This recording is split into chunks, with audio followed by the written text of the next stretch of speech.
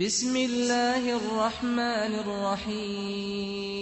Assalamu alaikum wa rahmatullah. Aujourd'hui, nous allons parler de laïcité et d'islam. Et pour parler de ce sujet, nous recevons Éric Vincent, qui est spécialiste du fait religieux et de la laïcité. Éric, pourrais-tu te présenter, s'il te plaît ? Bonjour Mohamed, donc je suis un spécialiste en effet du fait religieux et de la laïcité, ce que j'exerce comme journaliste, notamment au sein du journal Le Monde des religions, également comme universitaire, en particulier en enseignant sur ces sujets à l'Institut catholique de Paris et à Sciences Po, et enfin comme acteur associatif, puisque je suis le conseiller scientifique de l'association Enquête, qui enseigne le fait religieux et la laïcité aux enfants. Merci beaucoup pour cette présentation. Première question, Éric. Depuis la loi de 1905, quand on parle de laïcité, on dit qu'il y a 3 principes. Le principe de neutralité de l'État, le principe de séparation de l'État et de la religion, des religions en général.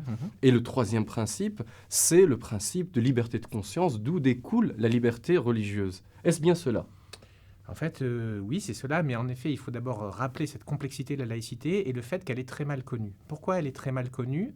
En fait, parce que le mot a plusieurs sens, et je dirais en fait 2 sens principaux. D'abord, un sens culturel ou historique, et ce sens-là, il est l'objet de débats.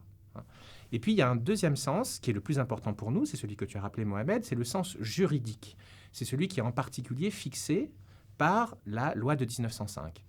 Donc, de ce point de vue-là, du point de vue de la laïcité juridique, de la laïcité selon la loi de 1905, eh bien, la laïcité, c'est 3 choses. D'abord, la liberté, les libertés.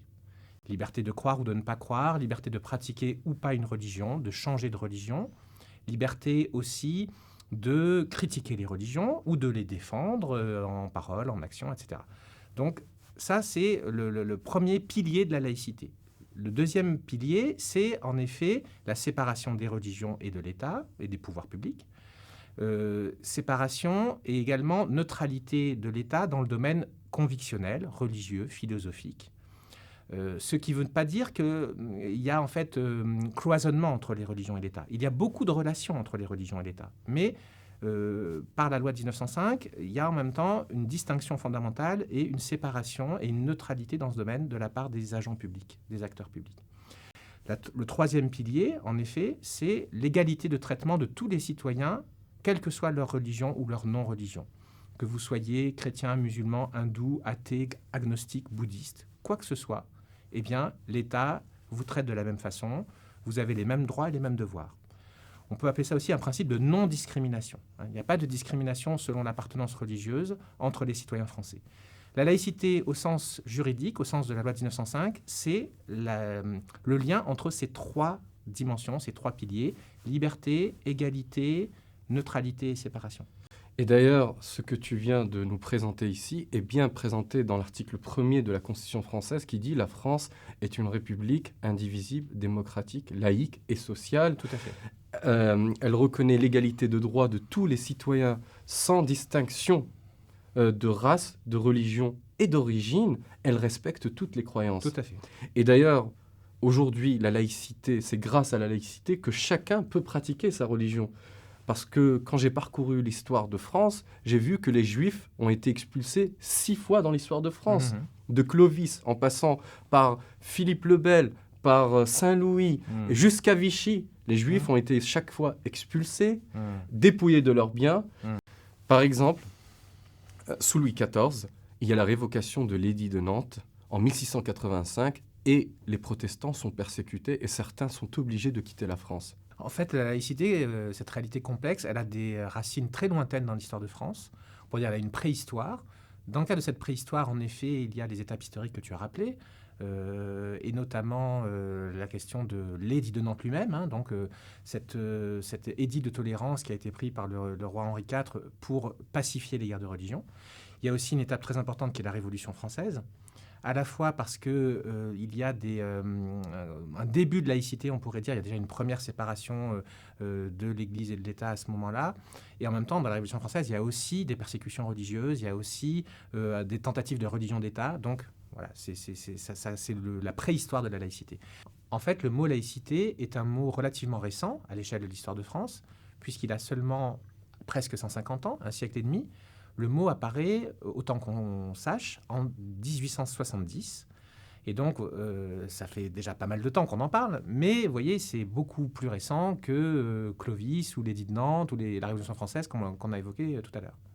Et donc, ça explique aussi la complexité de cette notion, qui renvoie donc à tout un parcours historique très particulier, hein, cette notion de laïcité. Le mot laïcité est un mot très français, même si la chose elle-même, en fait, est présente sous un autre nom, éventuellement, dans d'autres pays. C'est-à-dire que toutes les démocraties ont comme obligation, en quelque sorte, de définir des rapports harmonieux entre religion, politique, société, culture.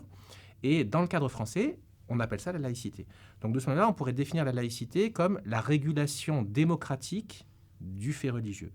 Et comme on est en France, c'est pas seulement une régulation démocratique, mais c'est une régulation républicaine du fait religieux. Et c'est pour ça qu'il est très important de rappeler, comme tu l'as fait, notre Constitution et cette phrase de l'article 1er, la France est une république laïque, sociale, démocratique et indivisible, parce que ces quatre notions, en fait, sont liées, elles sont organiquement liées.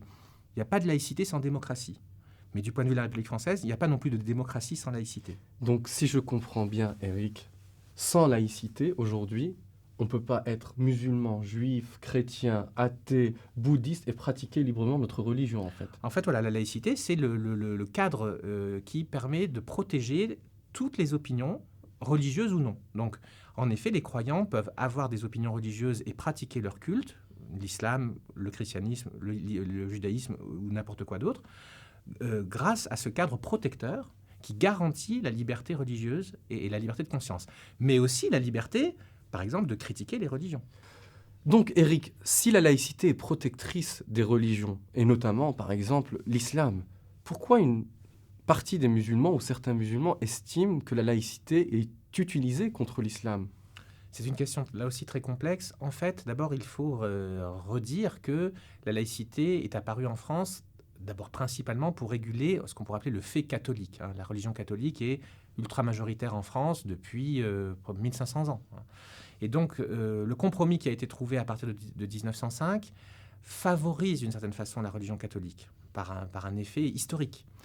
Et donc, comme l'islam, lui, est beaucoup plus jeune sur la terre de France, beaucoup plus récent, il ne bénéficie pas de la même situation, hein, ce qui est après tout compréhensible, hein, même si on peut là aussi, je dirais, essayer de faire évoluer la laïcité pour qu'elle soit de plus en plus égalitaire entre les différentes religions. Donc de ce point de vue-là, on peut par exemple remarquer que les lieux de culte sont, dans 90% des cas, les lieux de culte catholiques sont financés sur fonds publics, ce qui bien sûr pas du tout le cas pour les mosquées. Et ça, c'est un effet de la loi de 1905, qui n'est pas fait pour favoriser la religion catholique, mais il se trouve que ça crée cette distorsion en quelque sorte. Donc ça, c'est une des premières choses. Deuxième chose, je pense, c'est l'effet en fait de la différence entre les deux emplois du mot laïcité que j'ai évoqué au début, c'est-à-dire la laïcité culturelle ou historique d'un côté, et d'autre part la laïcité juridique. D'un point de vue de la laïcité juridique, toutes les religions doivent être traitées à égalité. D'un point de vue de laïcité culturelle, voilà, par la force des choses, on constate que certains utilisent ce mot pour, des fois, peut-être combattre les religions, ou en confondant ce mot avec le fait d'être athée, par exemple. En fait, ils confondent laïcité, athéisme, et les médias ne savent pas aussi comment employer ce terme. Exactement. Toutes sortes de personnes en France, y compris des gens très cultivés, parfois des responsables politiques, peuvent confondre, en effet, laïcité et athéisme, ou en tout cas mise à l'écart des religions. Et là-dessus, donc, il y a un vrai malentendu, et qui peut des fois aussi expliquer pourquoi les croyants, eux-mêmes victimes de ce malentendu, pensent que la laïcité est faite contre les religions. Mais ce n'est pas le cas. Donc la laïcité n'est pas l'anti-religion, la laïcité est là pour bien protéger les religions et la liberté de croire et de ne pas croire. Exactement. C'est pour ça qu'il faut toujours redire les deux. La liberté, la laïcité, ce n'est pas une opinion, mais c'est le cadre qui protège toutes les opinions, toutes les pratiques ou toutes les non-pratiques. Et donc, il faut aussi voir que beaucoup de nos concitoyens croyants, par exemple musulmans, sont très sensibles et très heureux de cette liberté. La France est un pays aujourd'hui où on a le plus de bouddhistes en Europe, le plus de musulmans en Europe, le plus aussi d'athées en Europe, le plus de juifs en Europe et le plus d'incroyants. Hein, tout ça à côté d'une majorité qui reste encore catholique. Bon. Eh bien, on a donc une diversité remarquable dans ce pays. Et cette diversité, c'est un effet de la laïcité. Elle est protégée par la laïcité. Et donc, on pourrait dire que c'est une réussite de notre laïcité. Beaucoup de personnes qui viennent d'autres pays dans le monde jouissent de cette incroyable liberté religieuse que donne la laïcité française, et notamment le fait que l'État intervient le moins possible dans les affaires religieuses. Dans beaucoup de pays, par exemple dans des pays majoritairement musulmans, on sait que l'État intervient beaucoup en matière religieuse. Donc voilà, de ce point de vue-là, la laïcité française est très protectrice pour les croyants. Je voudrais revenir sur une question aussi qui est d'actualité, c'est la question du voile, du foulard, entre guillemets islamique. C'est une question qui revient tout le temps dans le débat public autour de la laïcité. Et en parcourant l'histoire de France, j'ai découvert que la soutane, par exemple, des prêtres a été interdite pendant la Révolution française, et même sous Bonaparte. J'ai découvert aussi que la soutane a failli être interdite dans la foulée de la loi de 1905. Donc il y a en France un problème en fait avec la visibilité extérieure. Tout à fait, tout à fait. Mais c'est un exemple de ce que j'appelais tout à l'heure la laïcité culturelle. C'est-à-dire que il faut reconnaître que notre pays est marqué culturellement par un certain côté, je dirais, anti-religieux, ou en tout cas une difficulté à l'égard des religions. Et ça, c'est lié à notre histoire. Essayons de l'expliquer en quelques mots. En fait, à partir de la Révolution française, la modernité politique, l'arrivée des idées nouvelles, de la démocratie, en fait, de la République, a été faite en grande partie en opposition à la religion dominante, qui était la religion catholique. Et donc, cette tension entre religion et démocratie marque l'esprit en France, marque les habitudes, etc., dans notre pays. Ce qui n'est pas le cas dans beaucoup d'autres démocraties. Si on regarde, d'ailleurs, je crois quasiment toutes les autres démocraties, par exemple la plus grande, celle des États-Unis, eh bien, on voit que liberté démocratique et religiosité vont ensemble, se soutiennent mutuellement. C'est la même chose, par exemple, en Allemagne, ou à bien des égards en Angleterre, et ainsi de suite. Donc là, nous avons une spécificité française, cette tension entre religion et politique, cette difficulté à l'égard de la visibilité des religions, que traduit en effet, par exemple, l'affaire du voile dit islamique. Et là-dessus, donc voilà, on a, je dirais, un trait de caractère national qu'il faut connaître, qu'il faut gérer, et sur lesquels, je pense, nous avons peut-être des progrès à faire. Et c'est là où j'en appelle à ce que je nomme la laïcité de dialogue. C'est-à-dire que, comme nous le faisons tous les deux tout de suite, nous avons besoin de dialoguer sur ce sujet en toute liberté, sans ni faux semblants, ni terrorisme intellectuel ou que sais-je. Il faut pouvoir parler calmement de ces thématiques à partir d'exemples argumentés pour essayer aussi d'améliorer notre laïcité. C'est-à-dire que la laïcité, c'est une réalité vivante qui est adaptée à un pays qui lui-même se transforme. Ce n'est pas quelque chose qu'il faut, je dirais, sacraliser au mauvais sens du terme pour le laisser immobile comme il y a 150 ans. Non, c'est quelque chose qui se transforme aussi. Et donc, nous avons toujours, en fonction des valeurs de liberté, égalité, fraternité, à débattre ensemble pour trouver la laïcité la plus démocratique, en fait, la plus fidèle à la vocation républicaine de nos institutions et à notre projet de société commun. Et de ce point de vue-là, les musulmans ont un très grand rôle à jouer. Ils ont toute leur place dans ce débat. Et donc, je crois que là-dessus, on a vraiment des choses à faire qui sont passionnantes, exaltantes, difficiles, mais qui doivent nous motiver. Et là, en fait, ce que je voudrais dire, Eric, tu touches à un point très important. Donc, ce qui pose problème en France ou pour la société française, c'est la visibilité religieuse. Alors que quand je regarde le Coran, le plus important, quand le prophète a été chassé de la Mecque, sa tribu qui l'a pourchassé, qui l'a persécuté, le Coran dit, vous avez été chassé et persécuté pour la seule raison que vous avez dit « Rabbun Allah, Dieu est notre Seigneur ». Et nous sommes libres de dire « Dieu est notre Seigneur ».